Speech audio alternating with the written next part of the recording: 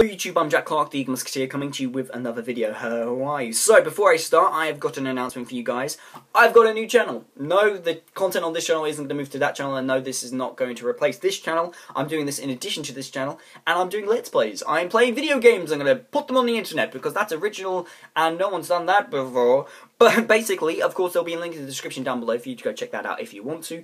But the main reason why I'm promoting it on this channel, in addition to wanting to build an audience from it, is the main reason why I made the channel in the first place, is that I want to give myself a video gaming education, so to speak. So, with that in mind, I want you to give me suggestions as to what games you think I should play in the future. Now, of course, you can do that by just commenting in the comments of one of the videos I've already posted on that channel. I'm currently doing a Pokemon Emerald Nuzlocke with my brother, and it is great fun, mainly because I've never done a Nuzlocke before, and I'm constantly terrified, and it's great fun. I've got about 9 episodes filmed. I've got 2 episodes on the channel already, so you can go check those out. I'm going to be also semi-uploading on there on a semi-regular basis, so there's going to be content going on that channel semi-regularly, and it's going to be great, and I would love to see you there. But of course, you need to go check it out, and I really want to see what your suggestions are for what games I should play in future, because I want to get a little bit more knowledgeable when it comes to video games, so go check that out.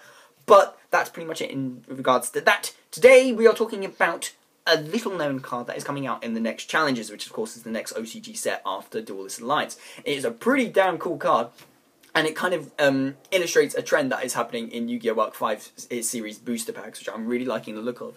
Now, of course, when it comes to Yu-Gi-Oh! 5Ds and ZL, for example, they introduced Synchros and Xyzes, respectively. Yu-Gi-Oh! Arc 5 has introduced Pendulums. Now, when it came to the boosters that came around the time of Yu-Gi-Oh! 5Ds and ZL, they focused pretty much solely on their summoning mechanic, because of course it's great cross-promotion. If you want to be like the main character of the television show, then you can get the synchros that he uses in the booster pack. And likewise, if you want to buy the booster pack stuff, you can then watch it and the TV show, because it uses the cards you use. It's great cross-promotion, and that was used pretty much with 5Ds and ZL, and that's really, really good. However, Arc 5 is slightly different. It is, of course, introducing a new summoning mechanic, a la Pendulums. However, it's not solely focusing on them, because there are multiple characters that are bringing all of these summoning conditions together. So, of course, there is fusions, there are Xyzes, there are all sorts of stuff, and it's really pretty interesting.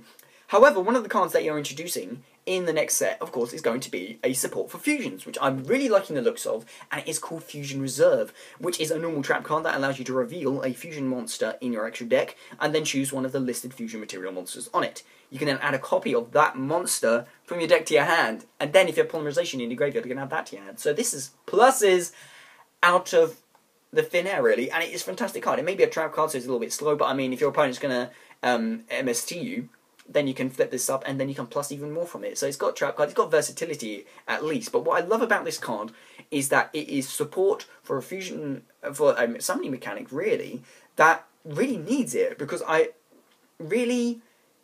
fusions don't really have it. I mean, of course, 5Ds, ZL, and Arc 5 are going to be giving lots of support to their new summoning condition. However, fusions have existed since the beginning of the game, and so have rituals, for example, actually. But let's make a direct comparison from fusions to rituals. Rituals require a ritual spell, a ritual monster, and monsters to tribute for the spell to summon the ritual monster. So you need at least 3 monsters, typically, to summon a ritual monster. And that's all well and good. And normally, because it needs so many cards to actually play a ritual monster, the cards themselves, the ritual monsters themselves, are stupidly good. And they're very good and worth the summon, because they have to be worth all of that kind of hassle. Looking over to fusions, on the other hand, they're a lot more easier to summon. Fusion monsters, of course, exist in the extra deck. And, of course, if you have a polymerization or a way to fuse them, then you can pretty much fuse anything as long as it's a fusion material monster. However, the main thing with this is that because of the ease of summoning a fusion monster compared to a ritual monster, it's generally, the mechanic is a lot more easier to actually work with.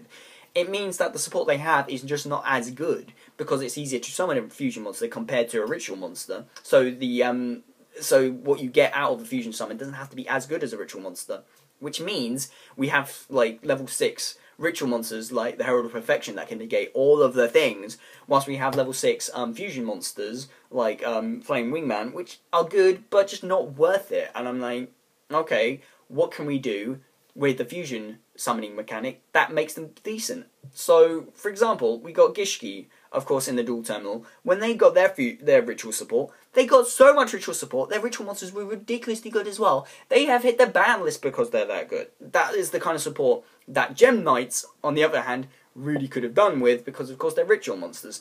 And compared to fusions, which of course the Gem Knights focused on, they were just a little bit shit, because of course their attack points weren't as high, because of course they couldn't be as high as the rituals because of the direct comparison, and of course their effects, as well as they were good, they just weren't worth it. I mean, literally, they had fusions which you had to fuse for, which had less than 2,000 attack, and by any, it doesn't matter how good the effect is, generally it's not going to be worth fusing with a card and then using up at least 2 monsters, using up 3 cards to summon 1 card, which most of the times it wasn't worth the summon or the investment. But with Fusion Reserve, this allows you to support a lot more fusion kind of archetypes which aren't just Shadows or freaking elemental heroes, because a lot of fusion support is very insular, it's very archetype specific. So we do have a lot of fusion cards elemental heroes, because that's what they were based on, but you can't use it with anything else because, well, they're meant solely for elemental heroes. So Fusion Reserve allows you to search for any fusion material monster as long as it's listed directly on the card. So, I mean, you can't use it with Shadow, so you can't just reveal Nephilim and then assume to be able to add any light monster from your deck to your hand, or any Shadow monster. It has to be directly listed, it has to be one specific card and not just a certain kind of card that's listed on a fusion material. So that's kind of fair, and I like that, because it means that this card isn't going to be support for Shadows, because they need support, don't they? But this means that lesser known fusion archetypes, or lesser used fusion archetypes really, get a little bit more used. Like I said, with Gem Knights they needed some support. However, with this, like, you can search for a Gem Knight Garnet, which is used in a lot of their decent summons, and of course is a direct fusion material on Gem Knight Ruby. So you can search for that if you want to. It means you can search for a lot of things. What I'm really liking the look of this, actually, is that I just realised you can use this with Cyberdarks. So if you reveal Cyberdark Dragon in your extra deck, you can add either Cyberdark Horn, Keel, or Edge from your deck to hand, which is awesome, because they haven't seen... They kind of got nuked off the side of the earth, really, since, of course, Effect Veiler joined the scene. But to be fair, they were a bit underwhelming before, but now they've actually got something they can work with, which is awesome. And, of course, I'm looking forward to a lot of the fusion support, and I'm looking forward to a lot more fusion archetypes, because, of course, we had the Shadows, as we've already stated, but we also had the Terminal archetype, which is also a fusion archetype, and I'm expecting more fusion archetypes. I'm expecting more rituals, I'm expecting lots more of other summoning conditions, not just pendulums, which of course are going to be the main focus of the series, which I'm really looking forward to it, and I really like this kind of trend as it goes.